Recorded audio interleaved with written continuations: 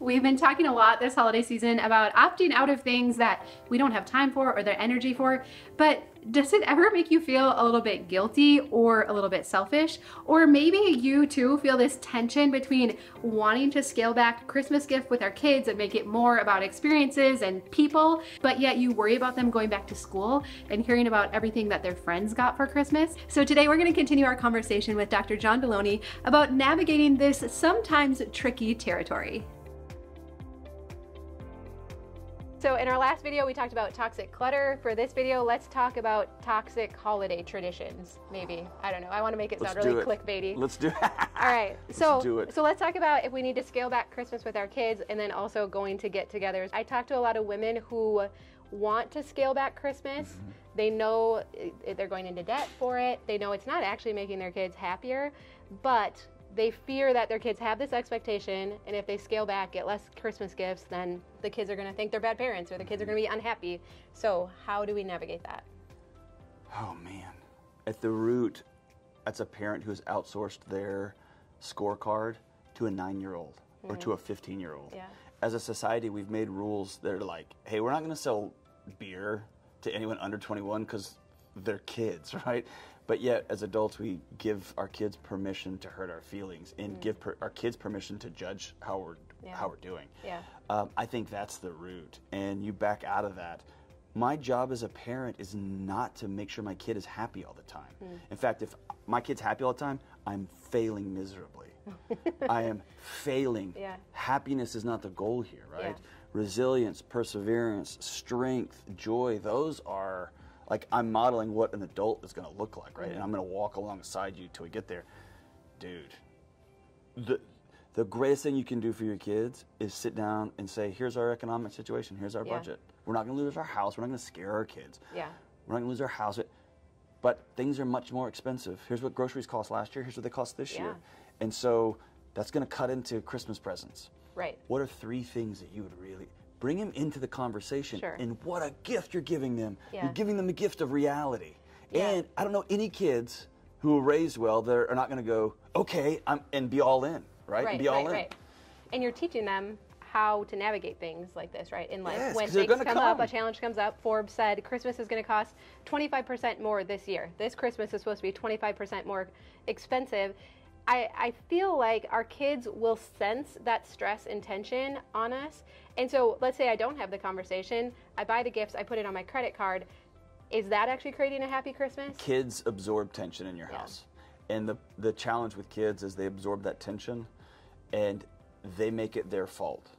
Because their neurological wiring knows if mom and dad leaves, we're not going to make it. So they have to stay connected. And so if mom and dad are making stupid adult decisions that is jeopardizing the energy in the house, the anxiety and the frustration and the money fights and the I wanted this and I wanted that. If they're making those decisions, the kids are sitting there absorbing all that tension and they're asking themselves, what can I do to make mom love me again? What can I do to make dad love me again? And by the way, often, not always, but often, straight A's for kids is as equal a trauma response as doing drugs. It's a kid trying to say, hey, mom, look, you love me, right? You love me, right? You love me, right? It's not healthy, man. It's not healthy. So sitting down with your kids and bringing them along and saying, here's the reality. It's going to be tough. By the way, it is going to be more expensive, and we were just talking off air. $25 billion was added to the credit card. So people are just propping up their lifestyles by putting it on, swiping it and swiping it and swiping it. Don't do it, right? In our house, Dave Ramsey pays me very well. He takes care of us. We're like, hey, bacon is $115 a package. We love bacon, and we just stopped, right? It's like we're just not going to do that for the next few months. We have chickens, and so we're like, we're just going to get eggs from there. We're going to quit buying them, too. We've made some adaptations in our house because we're not going to swipe stuff just to prop up a lifestyle. Gosh, what a disaster in the making. So what if we're like, okay, we can do that in our own house. I think the kids will maybe even understand. But what about then when they go back to school? I mean, you must remember going back to school after Christmas, and all the kids have the new clothes. I mean, we didn't have a lot growing up, and so I vividly remember they had the brand name clothes and all the new stuff. And so how do we help them navigate that? It's 2 things. Number 1, adding an experience is important here. So instead of buying a $600 video game contraption that nobody can afford, and it's going to not be beneficial for your children in the long run anyway. Spend $100 and go camping. Get a cabin and go somewhere. Spend some time together and tell them, we are spending money on experiences this year instead of buying a bunch of junk. We don't need any more stuff in the house. Yeah. Then your kids will go back to school with memories. Like, oh, I got these new shoes. Oh, we went fishing, and it was freezing, and it was a disaster, whatever. Yeah. That's number one. Number two, tell your kids. Yeah. Hey, kids are going to show up, and they're going to have all this new stuff, and you're going to feel left out. I want you to know I still love you. Yeah. And these feelings are normal. Yeah. And it's when kids feel like they're crazy because they're having these feelings that nobody else is having. Yeah.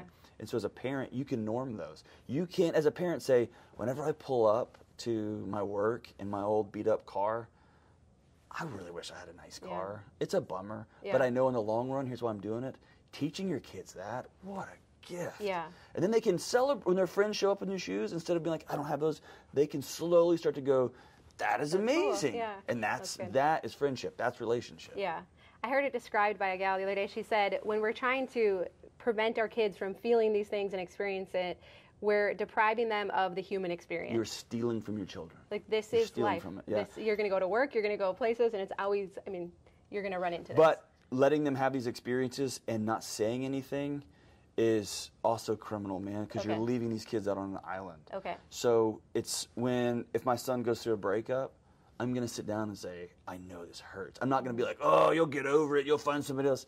No, it hurts right now. Yeah. And I'm going to let him know, I had some bad breakups too. You want to hear a couple of stories? And he'd be like, what? Right? And now we get to connect. Yeah. But ultimately, he's learning I'm not alone. So one of my mental health diagnostics is OCD.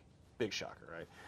And one of my tics is I count, and I count everything. Count. And the more sugar I've had, the more tired I am, the more I can literally space out. Well, my wife came the other day, and she said, hey, you're not going to believe this, but our daughter, she said she gets gets a headache because she's counting everything all the time. And so that night I went in during bedtimes and I laid down and said, hey, can we have a grown-up talk? And she gets all like, yeah. And I said, you know I've been counting since I was a little kid? I count everything.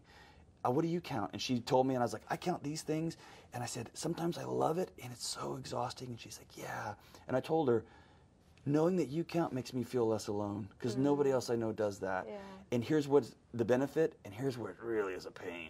And the next 2 or 3 days, our relationship was magic because she felt like we had a thing, right? And she felt not crazy, not alone. Yeah. You can do that with gifts. You can do that with comparison. You can do that with sadness. It's bringing your kids into these hard conversations and not denying reality by just swiping. Yeah, no, that's good. And I think sometimes we kind of set our kids up for failure because we say, what do you want for Christmas? And the only thing we're really asking about is physical gifts, right? Yes. Where if instead we kind of broaden it, we're like, okay, well, we want to get a couple special gifts, but do you want to go sledding? Do you want to go, I don't know, what do you do in Nashville that's Christmassy? Like, I mean, the kids don't know it yet. They don't watch this anyway. So we've got 3 days at some water park that is indoor, whatever. Yeah. And it's expensive, but it's nothing like buying a bunch of junk, and it will be some really awesome time that we spend together. So I travel a lot, and my kids come with me. It's always amazing to me that they're like, that had the best hotel pool. And you know what I mean? They don't care about these exotic cities that we're going to in the United States. They remember how cool that pool was. And so this year we're like, well, then we're going to get you a cool indoor hotel pool. Right, and they're going to remember it, right? Yeah. We were in Disney World, and the kids are like, can we just go back to the house and swim in the pool? And we're like, that literally happened to us. We were at Disneyland a few weeks ago at an event in California, and my daughter on the plane ride home, she goes, that pool at the hotel was amazing. But it was not amazing. It was just a regular square pool. It was like 3 feet deep. But that lodged in her head. You know why I think it was amazing? I got in. You were in there with her? I got in. And we're throwing each other around and splashing. Yeah. And she felt connected to her dad, and that's what made it special. Yeah. And I love, too, I've heard of parents, like, just going to look at Christmas lights, but they make tickets and have hot chocolate in the car. So, you know, it doesn't even have to be expensive things either. There's so many different things we can do, and those are the things that are going to stick out. So, okay, well, let's switch gears a little bit. We got the kids are going to be good this year. We've got it covered. What if there are holiday get-togethers I am not looking forward to because there are toxic people there? Do we call them toxic people? I don't know. But there are people, they're going to get in our business. They're going to ask us, why do you homeschool? Why do you do this? Why, you know, and you feel like you have to justify every, like, value decision you've made over the past year. Yeah. So how do we deal with that? One of the most freeing moments of my life was a conversation. It's a long backstory, but I was in one of my counseling classes, and I was using my counseling classes also as a moment to heal myself too, because I had gone through it. And long story short, I had a back and forth with a person who'd been a therapist forever, who was also going back to grad school. And we were talking about how much it would stink if somebody, a client, said, "You're terrible and you're no good at this." And she said magic words. She said, "John, they don't get that." And I was like, "Oh, is that one of your dumb counseling things?" And she said, "No, here's the magic words. You get to decide who hurts your feelings. Wow. Your boss can take away your livelihood. Somebody can kill you. They can take away your life. They can take away your home. They can do all these things. But you get to decide who hurts you." Wow. And I was like, that's so stupid. I rode my bike home in the hot Texas wind. It's like riding a bike in a blow dryer. And I was trying to think of, okay, who have I given permission to? And I realized I had given everyone in my life. I'd given my students, their parents. They would call and say, "You suck at your job." And oh gosh, like I'm not, you don't get to decide that. And then I'd given it to my kids. My son was 2. I'd given my, wow, my permission to hurt my feelings to a 2-year-old. You don't get that, right? And so it's when I started calling that out. Now, you just, the magic phrase for me is you don't get a vote. Yeah. You don't get a vote. And so I'm going to go to a party. I get to choose whether I go to that party or not. And I get to say, I'm not going. What if it's my mother-in-law? That sounds fantastic. I'm not going to be able to make it this year. You know what I mean? We sent an email out. We always host Christmas at our house in Nashville. Our family flies in from all over. And I sent an email out in September and said, I'm not going to be a good host this year, so we're taking a year off. The responses from my family was like, "Oh, thank God. It's so good. We're so grateful," right? It was just somebody said something, right? And then we said, here's when we're going to be able to meet, and we're going to come to you, and we're going to stay for this long, and we're backing up. It was just me putting boundaries on the table. And if they don't like it, they are allowed to do that because they're grown-ups. I'm not responsible for their response to my boundaries. Yeah. This must take a little practice, though. That's the magic word. It's practice. So the line I love, and it didn't originate with me, but choose guilt over resentment every time. Choose guilt over resentment. If you show up to a party you don't want to be at, and you engage in conversations with combative people you don't want to be having, and you leave feeling less than, you're going to hate that person. You're going to hate the environment. You're going to hate the holidays. You're going to get mad at your kids. You're going to snap at your spouse. And all of that is because you made choices. Choose guilt. I'm not going to go. I'm not going to be able to make it this time. You're going to feel guilty. Feel it. Feel it. Guilt's fine. But you're not going to resent people. And resent is when relationships end up in ash. And so I'm just not, I'm not in the business of resenting anymore. Like, dude, I'm not going to be able to make your party. Thank you for the invite. I love it. I'm so grateful. Yeah. And that's all, that's all I owe you. That's what you get. And yes, practice, practice, practice, practice, practice. Okay. But feel the guilt. Feel the first time you say no, hang up and go, feel it. Let it wash all over you. Yeah. And then you can say, yeah, that's what's up. You know what I mean? You can just like own it. You just own it. And next year, I'm not even going to feel guilty. No. Eventually you don't. Eventually you don't. Guilt shows up in other places because it's awesome. But I'm just not. I'm just not gonna. I'm not gonna own your picture for this party that included me at the table. I'm so grateful. Yeah. But I get to decide whether I come to that table. And if you do go, go. Yeah. If you choose to go, have a good attitude. Turn it into a sport. Yeah. So do you have any tips? Like, okay, I'm choosing to go to this get together. I know there's one person in particular that's, maybe gonna just ask questions that I don't want to answer. Do you have any tactics for? This is me, and I am a 6'2", 195-pound male. So I get that there's a difference. Right, I get it. My wife reminds me all the time. She's like, must be nice. So I get that. But if there's that one person, that's the first person I go talk to at a party. I'm getting that out of the way. My experience has been that person gravitates like a dementor towards anxious people. Just moves that way. Okay. So I'm going directly to them. Yeah. Hey, what's up? I haven't seen you in a while. How are you? Yeah. Still homeschooling your kids? Yeah, it's fantastic. Are you still sending your kids to whatever? Man, how's that? I'm going straight into it. We're going to end that conversation, and then your whole bodies. So I'm not gonna avoid. I'm going straight to mother-in-law, straight to my mother-in-law's awesome, but I'm going straight to mother-in-law, straight to weird cousin. I'm going right to them. Yeah. We're gonna get this out of the way, and then I'm gonna enjoy this party. Yeah, that's good. Because that interaction's gonna happen. Right. So I'm gonna have it happen on my terms. And usually with people that, if you then work to turn it back to them, but how, Yeah, tell me about your life. Yeah. I'm going to ask you 5 questions. Right. Not in a combative way, but talk about yourself, and then we're moving on. Yep, and then I'm going to excuse myself to use the restroom. Yes, a lot, right? Well, this is awesome. I'm going to link to our last video down below because we talked a little bit about debt and why you shouldn't just put it on the credit card. Don't join in the, how many billions of dollars did you say has already gone out? 25 this last month. Yeah, it's bananas. Yeah. Don't. It's not going to make anyone happy. I mean, I asked my kids, do you remember what you got last year?